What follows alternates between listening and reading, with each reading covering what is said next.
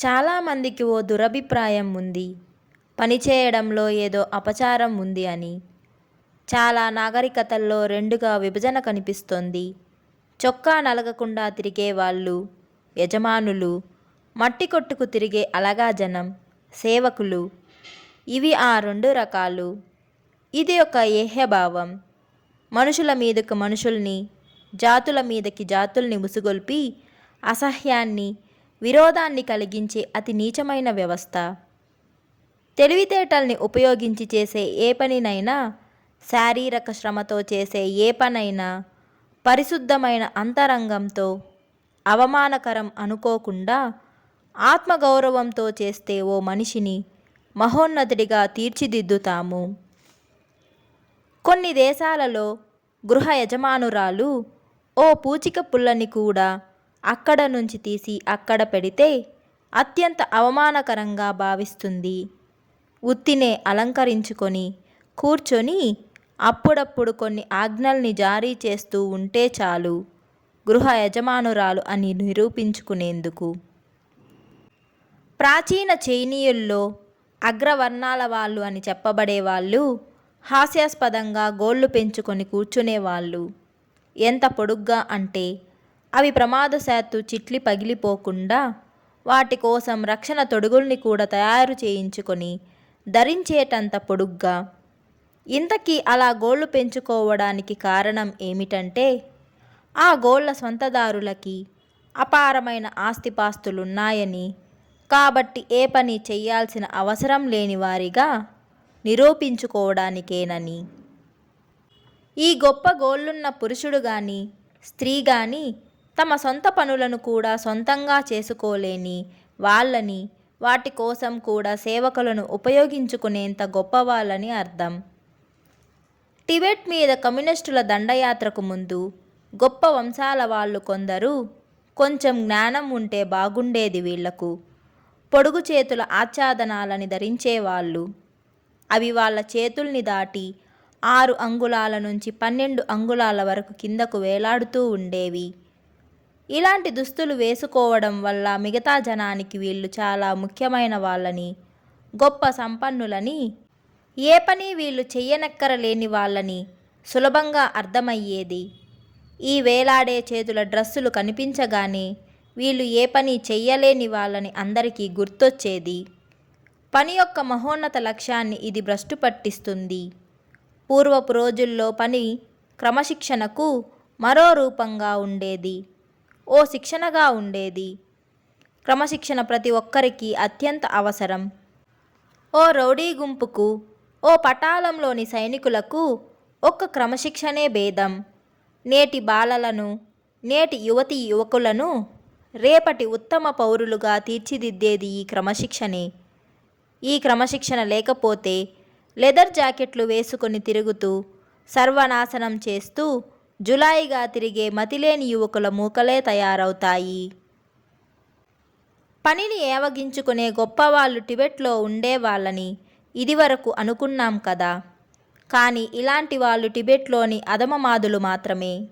కానీ లామా సెరీల్లో లేక మోనాస్టెరీలో ఎంత గొప్పవాళ్ళైనా ప్రతి ఒక్కరూ నిర్ణీత సమయాలలో శారీరక శ్రమ చేయాల్సి రావడం నిర్దేశించబడింది.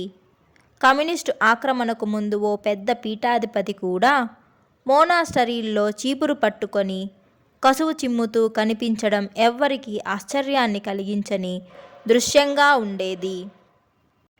చిన్న చిన్న సన్యాసులు పోసిన చెత్తను కూడా వీళ్ళు చిమ్ముతుండేవాళ్ళు. ఈ శారీరక సేవ ఉద్దేశం ఆ పీఠాధిపతికి కూడా ఓ గొప్ప జీవితాన్ని నేర్పించడమే. నేటి రాజులే రేపటి సేవకులు, నేటి సేవకులే మరో జన్మలో గొప్పవాళ్ళుగా జన్మించవచ్చుననేది ఈ జీవిత సత్యం. ఈ భూమి మీద జరిగేది అసత్యమని, కేవలం తాత్కాలికమని ఆ పీఠాధిపతులు ఈ సేవ వల్ల గ్రహించగలిగేవారు. యూరప్లోనూ ఇతర దేశాలలోనూ ఇదివరకు ఉన్న రాజులు, రాజకుమారులు, ప్రెసిడెంటులు ఇప్పుడేరి?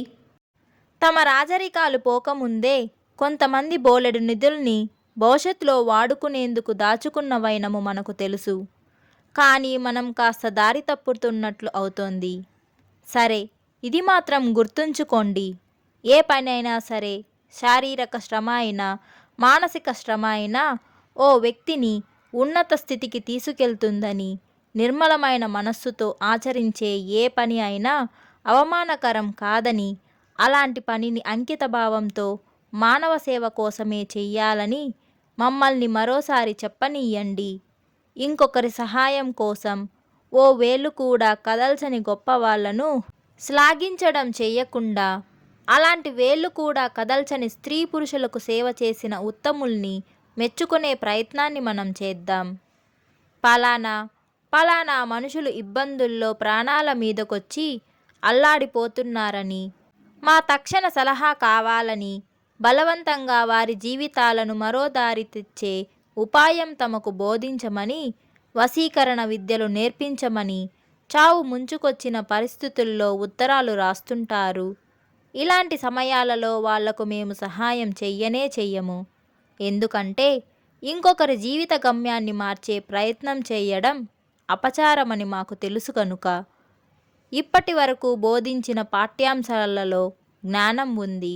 ఇందులో మా అభిప్రాయాలను మేము చెప్పాము, మాకు తెలిసిన విషయాలను వర్ణించాము. కానీ మీ మీద ఈ అభిప్రాయాలను రుద్దే ప్రయత్నాలను మాత్రం మేము చేయలేదు. మీరు ఈ పాఠ్యాంశాలన్నీ గమనిస్తూ ఉన్నారంటే మా మాటలను వినేందుకు మీరు ఇష్టపడుతూ ఉన్నట్లే లెక్క. మీరు మా అభిప్రాయాలను వినదలుచుకోకపోతే పుస్తకాన్ని మూసేయడం చాలా సులభమైన పనే. ఎవరైనా మీ అభిప్రాయాన్ని కోరితే ఇవ్వండి, కానీ బలవంతంగా మాత్రం ఇంకొకరి మీద రుద్దకండి.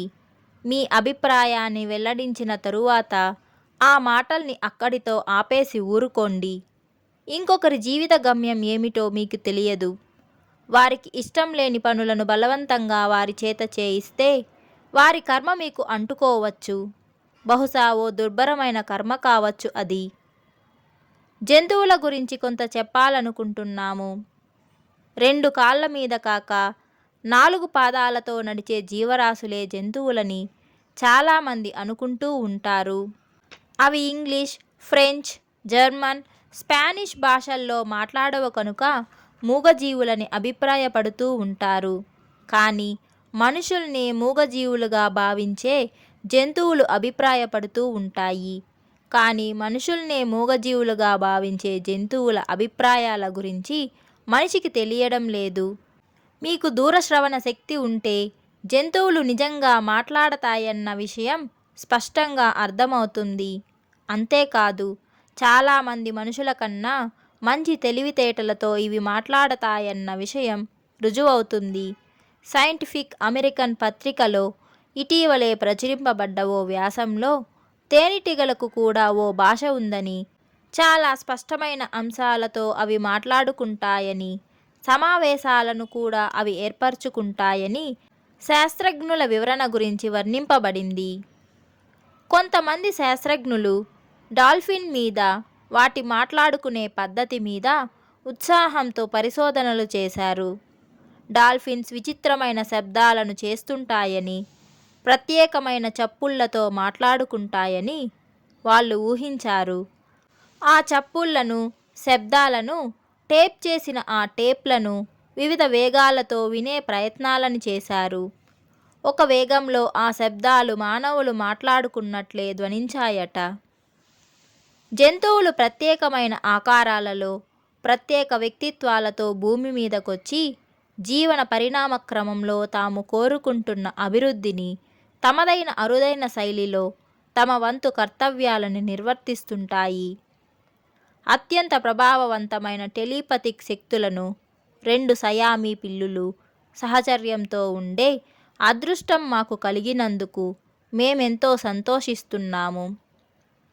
టెలిపతి సాధనలో ఎంతో అనుభవాన్ని సంపాదించుకున్నాక తెలివైన వ్యక్తులతో సంభాషిస్తున్నట్లే వీటితో మాట్లాడే వీలు ఉంది. మనుషులను గురించి సయామీ పిల్లులు ఏమనుకుంటున్నాయో మనకు అర్థమైతే ఆ ఆలోచన మనకు ఏమాత్రం గర్వకారణంగా మాత్రం అనిపించదు.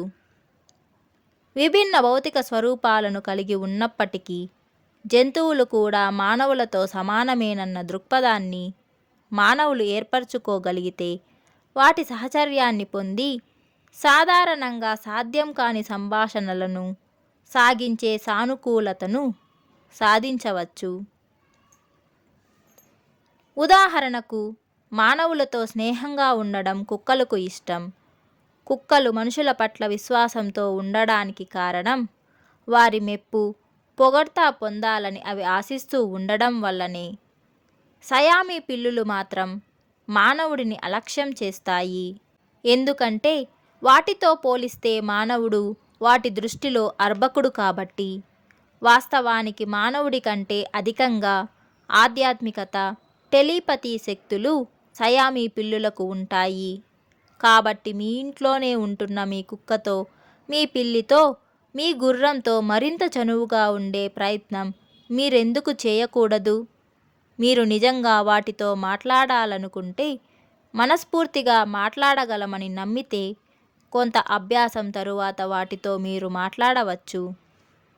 మనం ఈ గ్రంథంలో సంకల్పించిన పాఠ్యాంశాలు పూర్తయ్యాయి.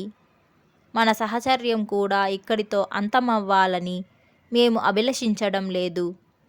ఈ గ్రంథం సాక్షాత్తుగా వేదాంతం ఎంత ప్రత్యక్ష జ్ఞానమో, ఎంత సహజ జ్ఞానమో, అతీత శక్తులు ఎంత సాధారణమైనవో బోధించే ప్రయత్నాన్ని సవ్యంగానే చేసిందని ఆశిస్తున్నాం. ఈ అంశాలను సాంప్రదాయ పద్ధతిలో సంస్కృత పదాలతో సహా బోధించే మరో గ్రంథం కూడా ఉపయుక్తంగా ఉంటుందని, దాన్ని కూడా మీరు ఉపయోగించుకుంటారని, మీ మార్గంలో ముందుకు వెళ్తారని ఆశిస్తున్నాము. కాబట్టి ఇప్పుడు గుడ్ బై చెప్పము. మళ్ళీ మీ సహచర్యం మాకు ఉంటుందని మేము నమ్ముతున్నాము కనుక ఈ మాట చెప్తున్నాం. స్పానిష్ వాళ్ళు అనే పద్ధతిలో మళ్ళీ కలుసుకునే వరకు ఉందామా మరి? మీ లోబ్సాంగ్ రాంపా. ఇప్పటి వరకు మీరు లోబ్సాంగ్ రాంపా రచించిన మరణం లేని మీరు అనే పుస్తకంలో నుంచి లాస్ట్ అధ్యాయం, చివరి అధ్యాయం జంతువులే మేలు గురించి విన్నారు. ఈ వీడియో మీకు నచ్చినట్లయితే తప్పకుండా లైక్ చేయండి. అలాగే మీరు ఇంకా నా ఛానల్ని సబ్స్క్రైబ్ చేసుకోకపోతే వెంటనే నా ఛానల్ని సబ్స్క్రైబ్ చేసుకోండి. ఇంతటితో మరణం లేని మీరు అనే పుస్తకం పూర్తయింది. సో మీరే వీడియోస్ అయినా మిస్ అయినట్లయితే తప్పకుండా అన్ని వీడియోస్ చూడండి, చాలా ఇంట్రెస్టింగ్గా ఉంటాయి. మీ అనుభవాలను కూడా మాతో పాటు పంచుకోండి. ఇంకొక వీడియోలో నా అనుభవాలను కూడా మీతో పాటు పంచుకుంటాను తప్పనిసరిగా. ఇంకొక మంచి పుస్తకంతో మళ్ళీ మీ ముందుకు వస్తాను. అంతవరకు take care and bye bye.